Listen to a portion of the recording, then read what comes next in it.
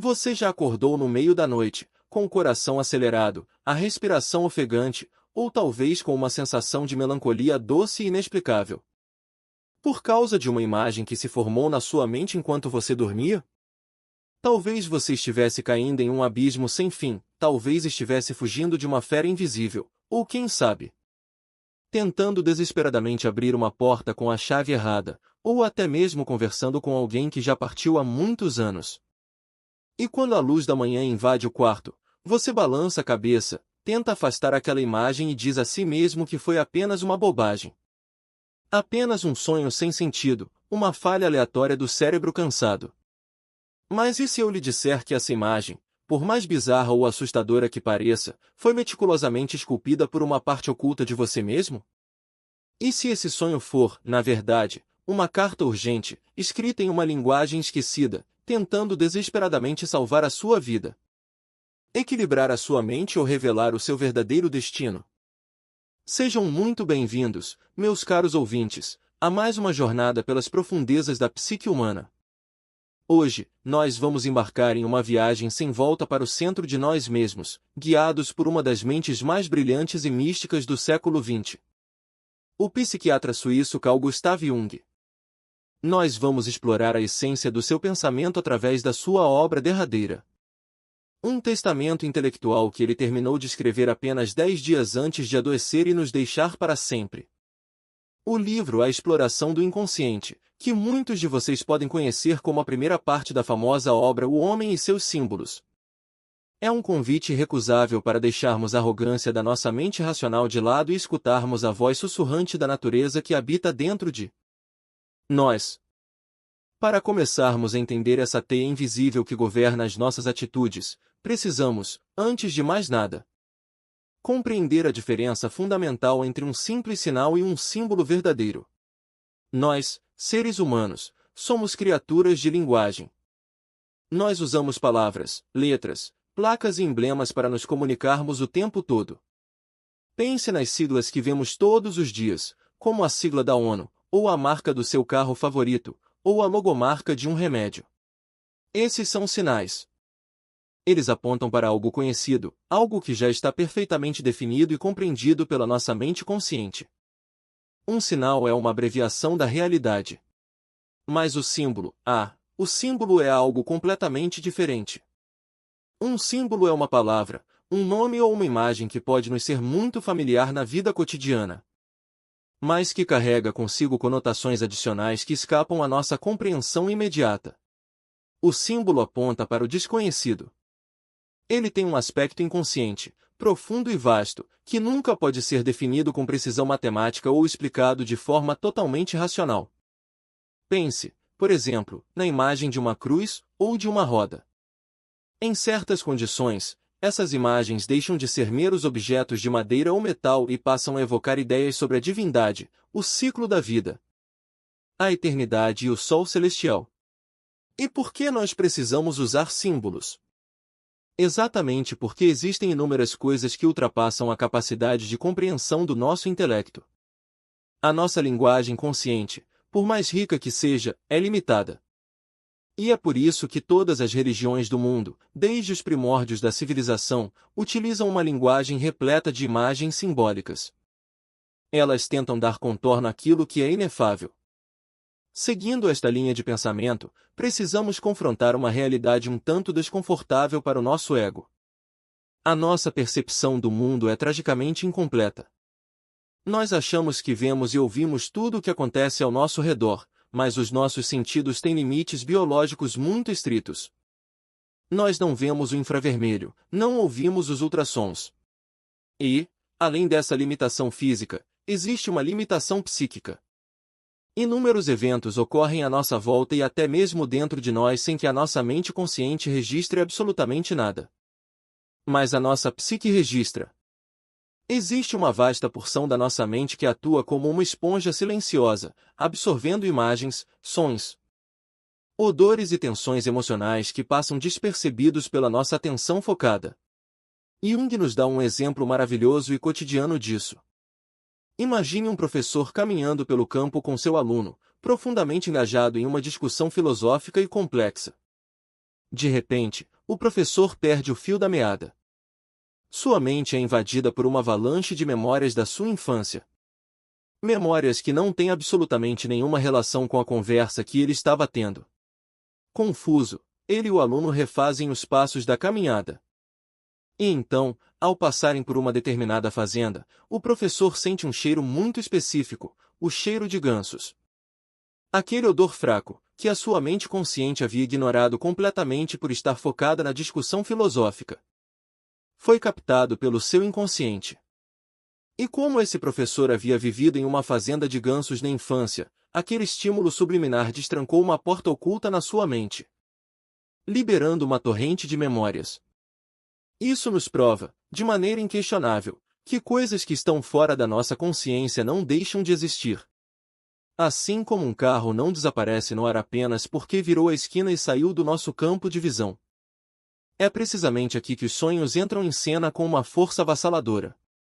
Se o nosso inconsciente está constantemente absorvendo essas percepções subliminares, memórias esquecidas, emoções reprimidas e até mesmo intuições sobre o futuro, como ele se comunica com a nossa mente desperta?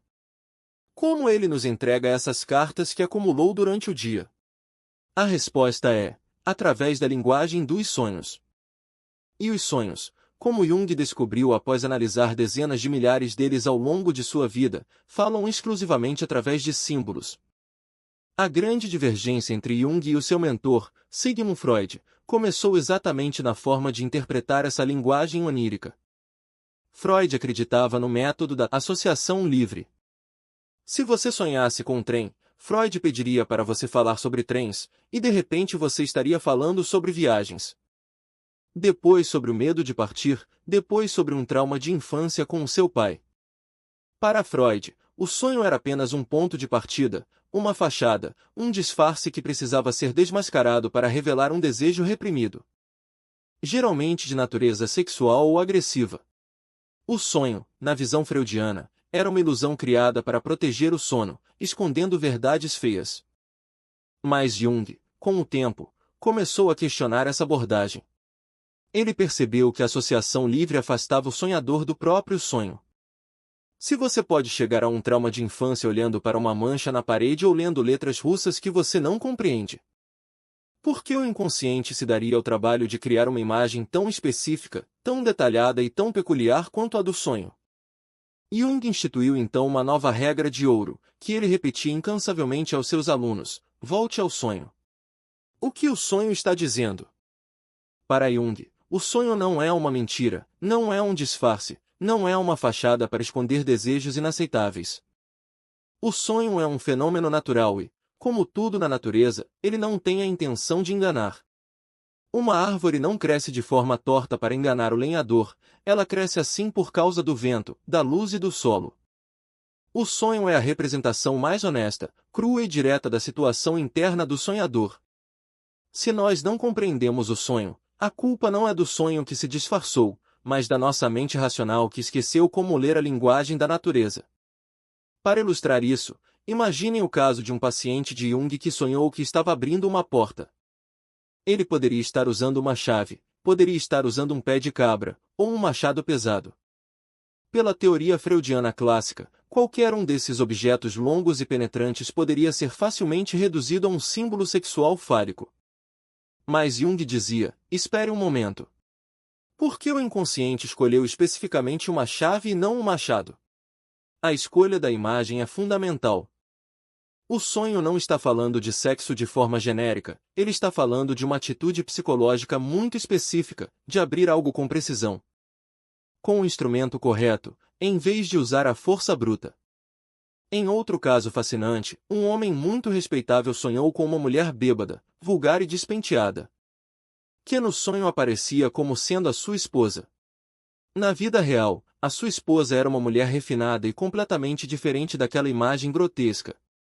O homem acordou indignado, querendo rejeitar o sonho como um absurdo. Mas Jung, ao analisar a vida desse homem, percebeu a mensagem clara. Todo homem, dizia Jung, carrega dentro de si uma personificação das suas qualidades femininas inconscientes, aquilo que ele chamou de anima. O sonho não estava falando da esposa real do homem, mas da sua esposa interna, da sua própria alma, do seu lado emocional. O inconsciente estava lhe dizendo, de forma brutal e direta, a sua vida emocional, a sua atitude íntima. Está se comportando como uma mulher vulgar e embriagada. Era um choque de realidade. E isso nos leva a uma das descobertas mais monumentais da psicologia analítica, a função compensatória dos sonhos. A nossa mente consciente, o nosso ego, tem uma tendência natural a se tornar arrogante, unilateral e cega para os seus próprios defeitos. Nós nos apegamos a uma autoimagem idealizada. Nós achamos que somos perfeitamente racionais, justos e no controle de tudo. Mas o inconsciente, que busca a totalidade e o equilíbrio da psique, não permite que essa ilusão se mantenha por muito tempo sem resistência. Quando a atitude consciente se desvia muito da realidade da natureza humana, o inconsciente envia sonhos para compensar, para equilibrar a balança. Se você se acha um gênio intocável durante o dia, pode sonhar que é um mendigo rastejando na lama à noite. O sonho não quer humilhá-lo por maldade, ele quer salvá-lo da sua própria inflação egóica.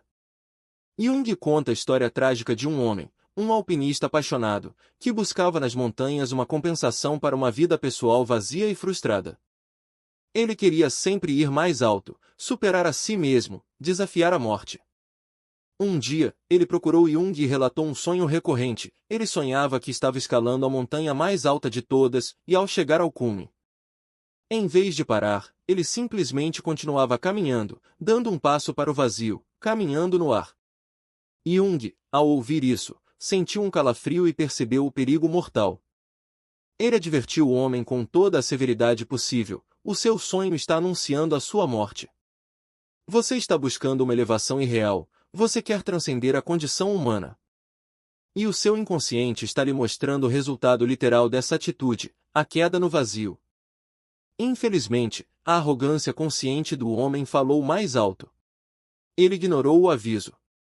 6 meses depois, durante uma escalada em um terreno perigoso, um guia escorregou. O homem, que estava amarrado à mesma corda, em vez de se fixar na rocha, inexplicavelmente soltou as mãos, como se estivesse caminhando para o vazio. Exatamente como no sonho. Ambos caíram no abismo e morreram. O sonho não era uma profecia mágica, mas uma leitura profunda e implacável da atitude suicida que já estava enraizada na psique daquele homem. Uma outra faceta fascinante desse universo onírico surge quando percebemos que nem todos os sonhos falam apenas de nossos problemas cotidianos, dos nossos traumas pessoais ou das nossas compensações morais. Em certos momentos cruciais da vida, o inconsciente produz sonhos de uma magnitude assustadora, repletos de imagens místicas, deuses, monstros cósmicos, descidas aos infernos e visões celestiais. São sonhos que parecem não pertencer ao indivíduo que os sonha, mas sim a toda a humanidade. É aqui que tocamos no conceito mais revolucionário e frequentemente mal compreendido de Jung, os arquétipos e o inconsciente coletivo. Para entender isso, precisamos aceitar que a nossa mente não nasce como uma folha de papel em branco. Assim como nosso corpo físico herdou a sua estrutura anatômica de milhões de anos de evolução, carregando vestígios de nossos ancestrais mais remotos, a nossa psique também tem uma anatomia, uma estrutura herdada.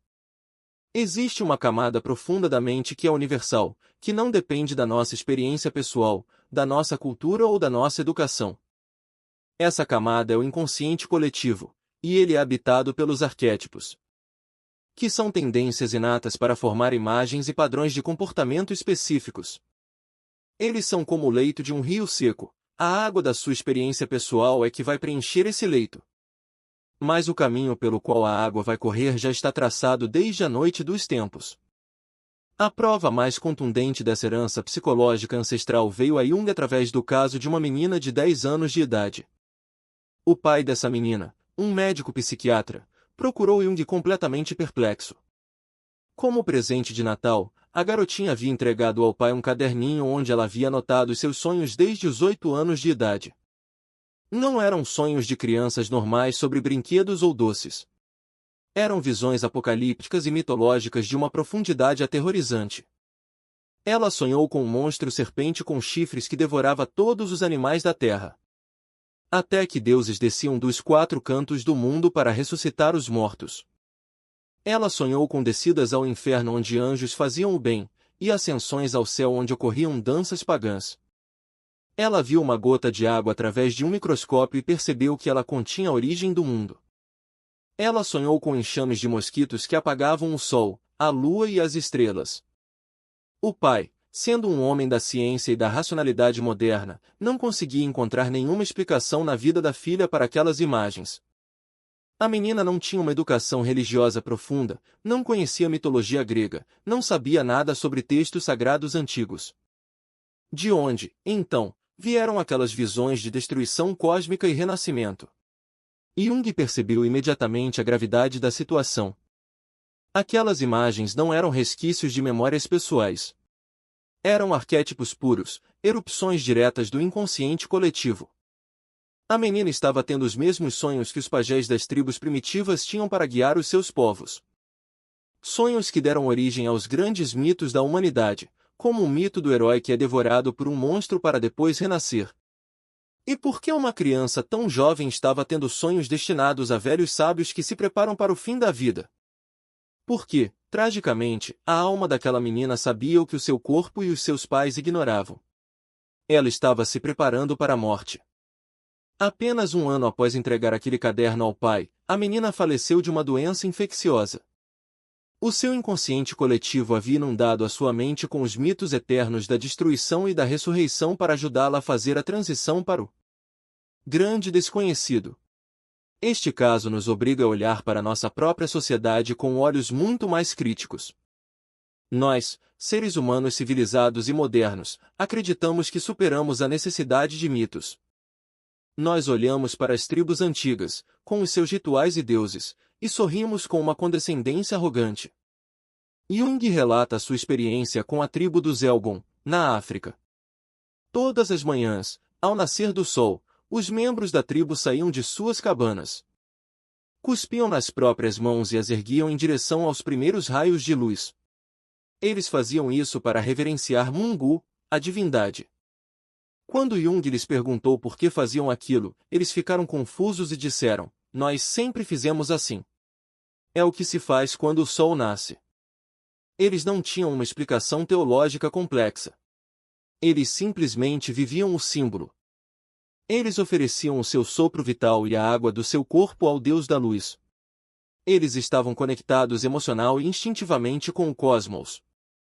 Em contraste brutal, o homem moderno cortou as suas raízes com a natureza e com o seu próprio interior. Nós substituímos a palavra espírito, que outrora representava a força vital que anima todo o universo, pela palavra intelecto, uma função fria, calculista e aprisionada dentro da nossa caixa craniana. Nós despojamos o mundo da sua magia. O trovão não é mais a voz de um deus irritado, é apenas uma descarga elétrica.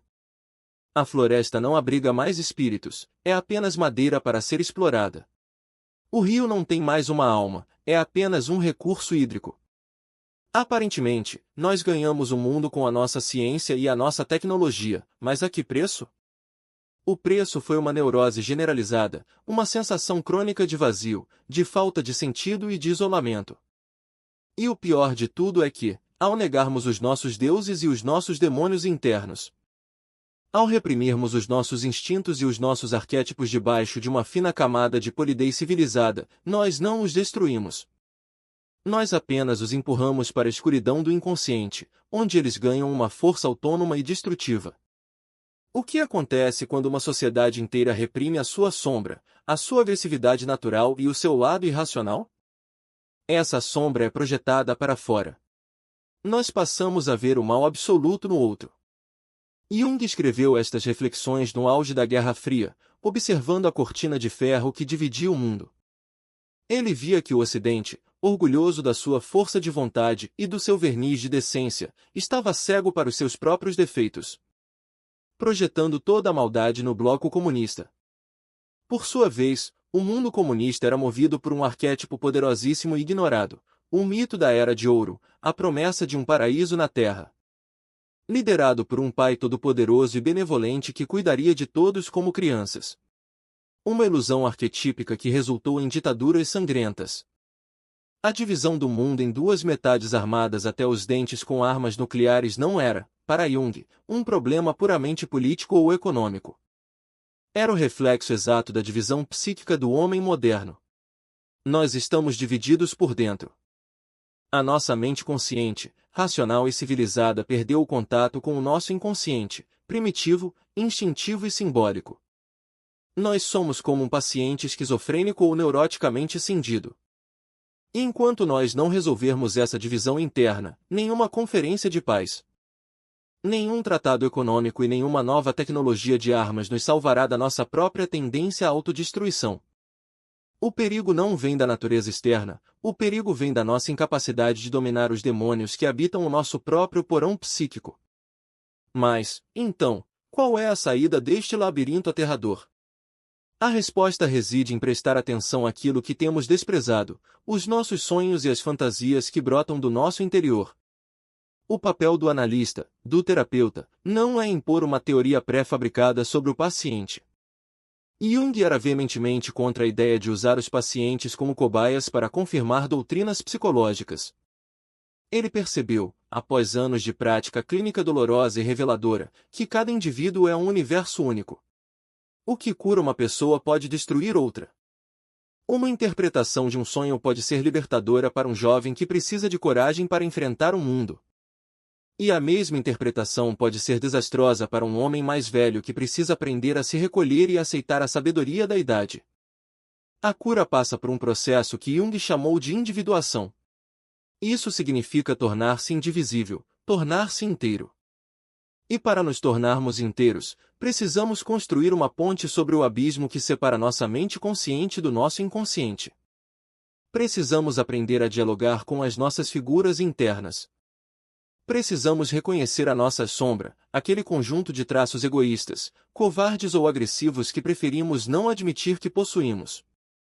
Precisamos integrar a nossa anima ou o nosso animus, as qualidades do sexo oposto que residem no nosso interior. E, acima de tudo, precisamos reaprender a linguagem dos símbolos. Os símbolos não são invenções mortas do passado, e as religiões, com todas as suas falhas dogmáticas, não são meras ilusões infantis criadas para consolar mentes fracas. As grandes religiões e os grandes mitos forneceram, durante milênios, os contêineres simbólicos que mantinham a sanidade da humanidade. Eles davam um sentido à dor, um propósito à vida e uma conexão com o infinito. Quando o homem moderno, na sua arrogância racionalista, destruiu esses contêineres dizendo que eles não eram cientificamente comprováveis, ele ficou à deriva. É por isso que, como Jung notava em seu consultório, a imensa maioria dos seus pacientes na segunda metade da vida não sofria de problemas sexuais ou de adaptação social, mas sim de uma profunda e excruciante falta de sentido espiritual. Eles estavam doentes porque haviam perdido a capacidade de acreditar em algo maior do que o seu próprio ego miúdo e a sua conta bancária. A jornada de volta à sanidade exige humildade. Exige que o homem orgulhoso da ciência contemporânea reconheça que a sua razão é apenas uma ilha cercada por um oceano insondável de forças psíquicas, antigas e poderosas. Nós não criamos a nossa própria psique da mesma forma que não inventamos o batimento do nosso coração. Nós somos herdeiros de uma riqueza interior imensurável. Uma sabedoria que se manifesta todas as noites quando fechamos os olhos e nos rendemos ao sono. Portanto, meus caros ouvintes, da próxima vez que um sonho estranho, assustador ou maravilhosamente belo vier visitá-los na calada da noite, não o dispensem com um aceno de mão e um sorriso cético. Não o joguem na lata de lixo da sua racionalidade matinal. Façam uma pausa. Respirem fundo. Olhem para essa imagem simbólica com o respeito que se deve a um mensageiro ancestral. Perguntem a si mesmos: o que essa imagem viva está tentando me dizer? Qual atitude minha ela está tentando corrigir? Que parte esquecida da minha alma ela está convidando para dançar? A exploração do inconsciente não é uma fuga da realidade, mas sim o único caminho verdadeiro para abraçar a realidade em sua totalidade. É a jornada mais corajosa que um ser humano pode empreender, a descida às suas próprias profundezas, para resgatar a luz que se esconde na escuridão. Afinal, como Jung nos ensinou magistralmente através de sua vida e de sua obra, quem olha para fora sonha, mas quem olha para dentro, desperta. Que os seus sonhos desta noite sejam o início do seu mais profundo despertar.